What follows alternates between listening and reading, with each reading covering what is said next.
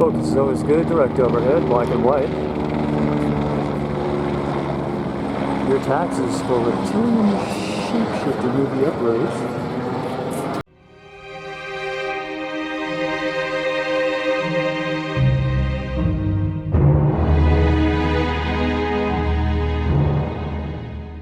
Hundreds of Justin Bieber fans say they witnessed the singer shapeshift into a reptilian while greeting them at Perth airport. One witness said that all hell broke loose in the airport after Justin Bieber shapeshifted in front of his fans. She claims there were girls hiding in the toilets crying and guys were running for the exits, jumping in taxis to get the hell out of there. Perth Now briefly published an article about the incident featuring multiple interviews with witnesses. However, within an hour of publication, the article was mysteriously taken offline and scrubbed from the internet, but not before alert readers captured screenshots of the article and proof that it appeared on Google. The Perth Now article quoted witnesses who say they saw Bieber with eyes with a black stripe down the middle and big scaly claws that were lashing out angrily. Despite the removal of the article from the internet, the reptilian sightings continued the next morning. A local skater told reporters that Bieber was hanging around with this big guy, his bodyguard I guess, and we were just staring because he kept turning into a huge reptile. His bodyguard was pointing at us, shouting that he'd kick our teeth in if we didn't put our phones away. There were multiple accounts of seeing Bieber with greenish brown claws, while others claimed to have seen the singer in full female reptilian form.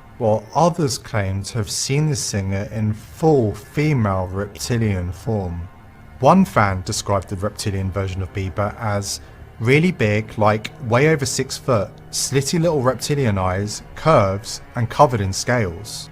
Experts claim that Bieber belongs to the Babylonian Brotherhood, a group of shape-shifting reptilian humanoids determined to control the world and usher in the New World Order. Alright, so once again, you've got these low-flying helicopters here. They've been circling for over an hour now. Actually, about 2 hours now they've been circling around. Notice this guy's coming for a direct. Can you see the trajectory of my car? Out here, they know right where your car is. And even if they're circling somebody nearby, and it's something else related, they like to actually direct overhead, your taxes for helicopters used for psychological warfare for uploading reptilian shapeshifter movies to YouTube, exposing the fact that we're actually ruled by lizard men. Yeah, get that, bipedal reptilian lizard men. They've been here since the beginning. It was the one that talked with Eve in the Garden of Eden. They've been here for a long time. Look how slow and direct overhead he is. So your taxes, focus is always good, Panasonic camcorder. And notice this is I think it's an NBC4 news chopper. It's intimidation, distraction, psychological warfare, because that's what they do to people who discover that we are ruled by non-humans. I'm asking all humans that can hear this, join me in the fight to make a transparent government, because that's what they don't want. They don't want a transparent American constitutional government. They want a secret, pedophile elite, behind closed doors, satanic, pedophile, and child murderer government. Okay, so I drove over to the park, and you can hear, there he is. So that same one you can see followed me over. Now this is a full, I would say at least a block away, maybe a block and a half away. Same one, see, NBC4, government-run news. All the news is fake and controlled by reptilians and other specific groups that control them, looks like.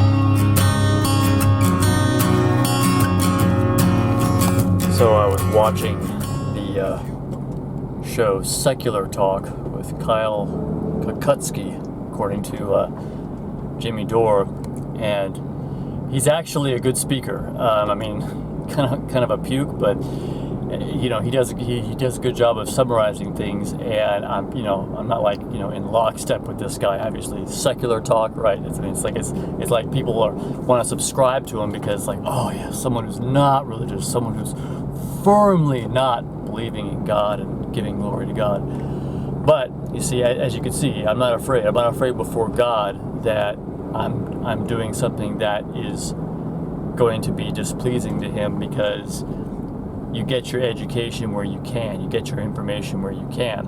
But it's an interesting. I'm not subscribed to him, but he does. I used to watch him. Occasionally when his movies would come up, because he's a good talker. He's a good. He summarizes things pretty well. And he was talking about the war in Gaza, and then he was talking about he wanted to show this child that came up to this one reporter, and just he walked like so many miles to go get just a few scraps of food, and then the child thanked him and in English and kissed him.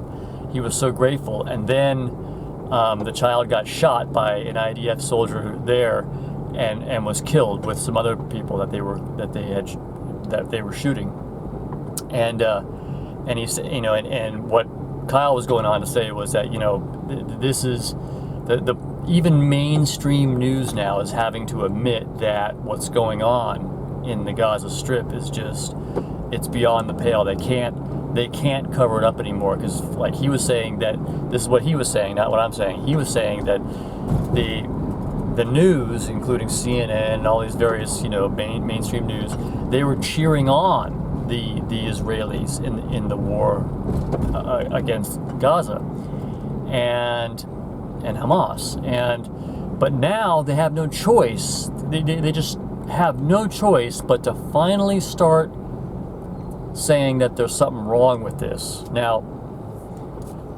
as I have told you what my position was, frankly, I said that until I go there and see what the overall situation is, I can't judge, because the Israelis probably have a legitimate complaint, and I don't know what if I lived there for a year as an Israeli. Maybe I don't know if you'd have to be maybe get Israeli citizenship and live there and actually see what it's like, see what that situation is like. Now, I'm not Jewish, so I couldn't understand it from their perspective, because maybe there's religious feelings involved or whatnot. But I said that until I see what the situation is, I can't judge. And the fact is, war is war, and even if one side is getting beaten badly, they were casualties. They killed people from the other side. Both sides killed people from each other's side,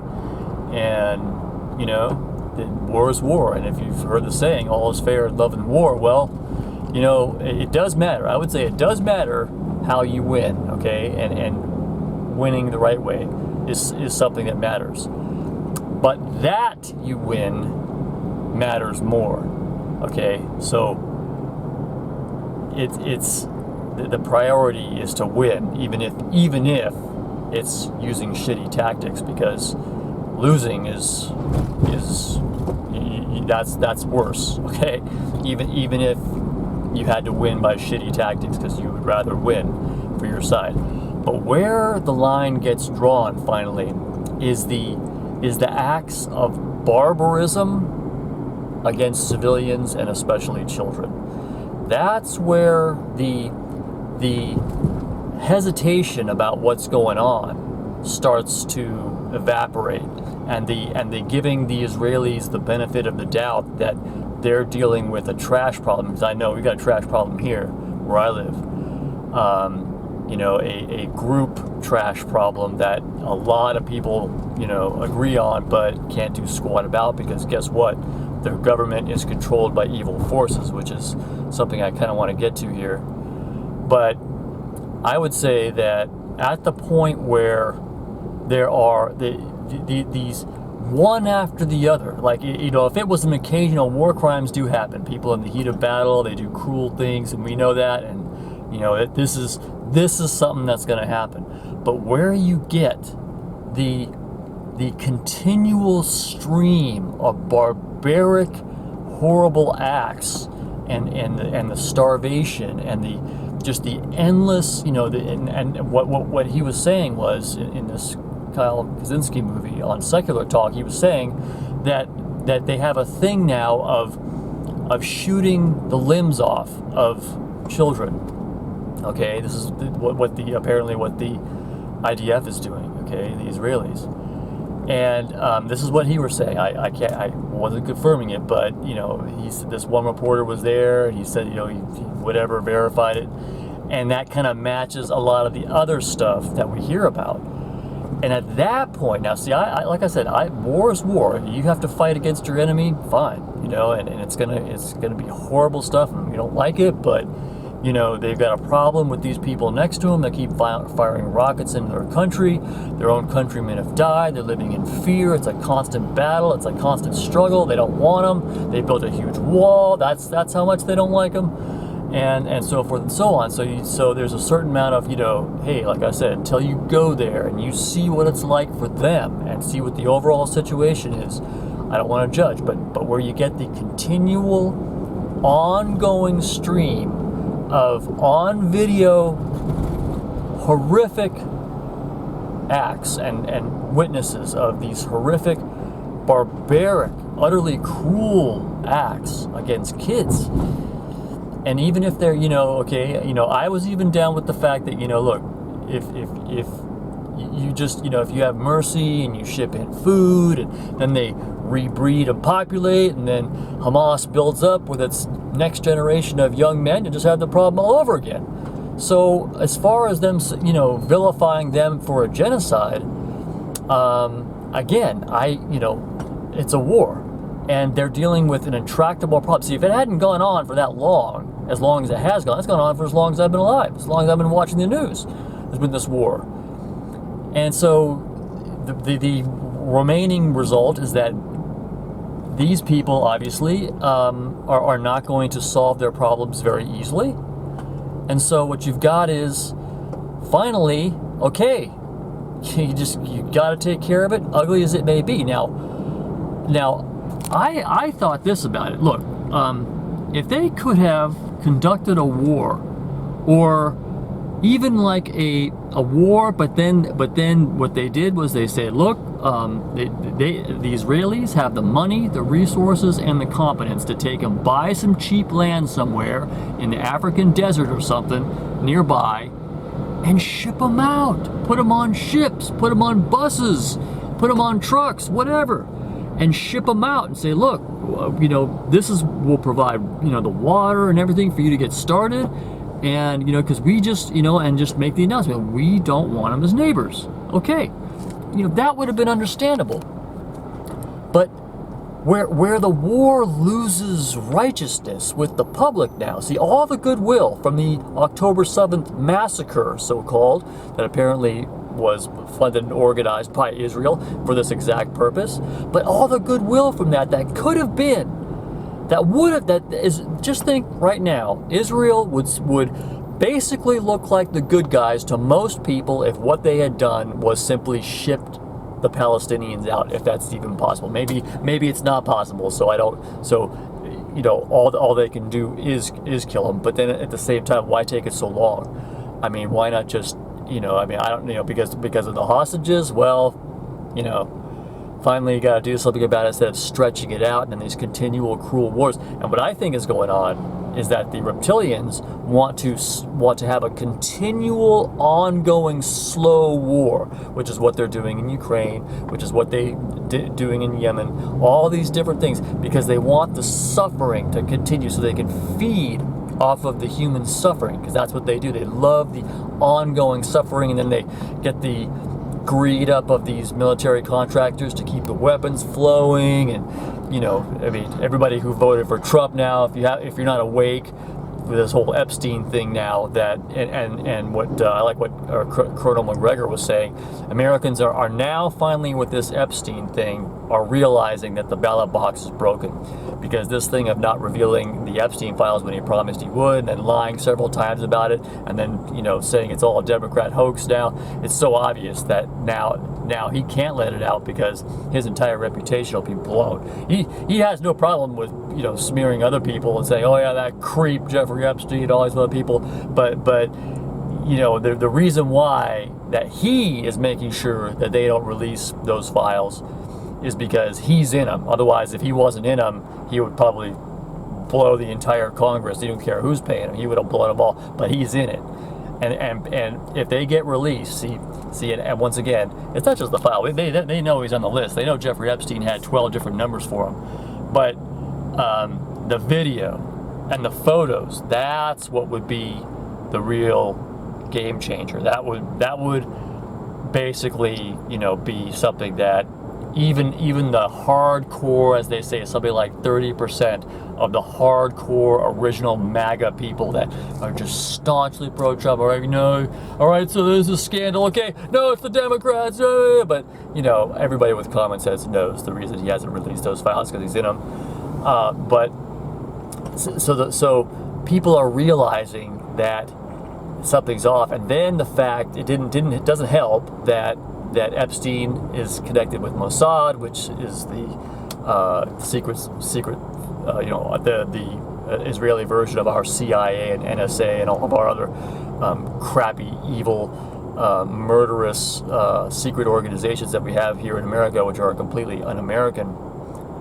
But so now with that, then as the polls are coming out now, and even CNN reported this, especially among young people, Benjamin Netanyahu and Israel are like at an all-time low. They're really like just dropping, like just falling so badly in the approval ratings that now the goodwill, the any sense that Israel and the Jews that are there, the Zionists, whatever, are in the right has evaporated, and then the continual stream of atrocities against kids.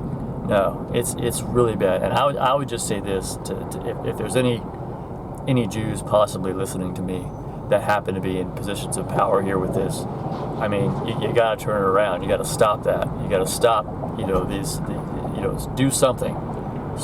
Stop it, apologize, and turn it around, because there's all these nations. There's this big collection of nations which have designated Israel as a security threat. Yeah, they've officially designated Israel as a security threat.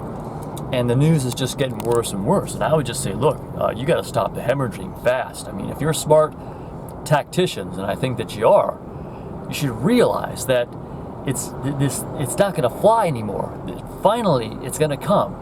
It's going to come. The day is going to come against Israel. And and there's so many, and there's a lot of cool Jews, like the guys that do dissidents. These Jewish dudes, they're cool. And a lot of other people are cool, but they're looking at what the Jews and the Israelis and Zionists and some of the people that are there in the government and what they're doing with the war and with a lot of other things, the censorship, the ADL censorship, that it's just looking bad. And I just feel like I feel bad for them, because I know that God's people are the Jews. Jesus Christ, who I consider to be my Lord and Savior, is a Jewish man. He's Jewish, okay? And so there's a lot of Jews and a lot of non-Jews that are just having a lot of remorse that what's going on with the reputation of the Jews. And I would say, look, stop it. You know, change the situation. You know, change tactics here. You got to make a big reversal. I would say, Netanyahu should be replaced, and the war against the Palestinians should be put on a total humanitarian track. You know, stop the starvation, stop that. You know, put them on buses or something, or ship them out or something. You know, do something else, because I just think that if there isn't a turnaround in the leadership for Israel, that's what's really going to do it. And if there isn't a turnaround, because eventually I think Americans now are waking up to the censorship thing. That's, and they're realizing that Israel, Mossad, Epstein, the blackmailing and all this stuff with our own president now. It's all connected. It all leads back to a Jewish problem, and that's very bad for the millions of decent people that happen to be Jewish that are looking at this and just regretting it. I'm coming for you.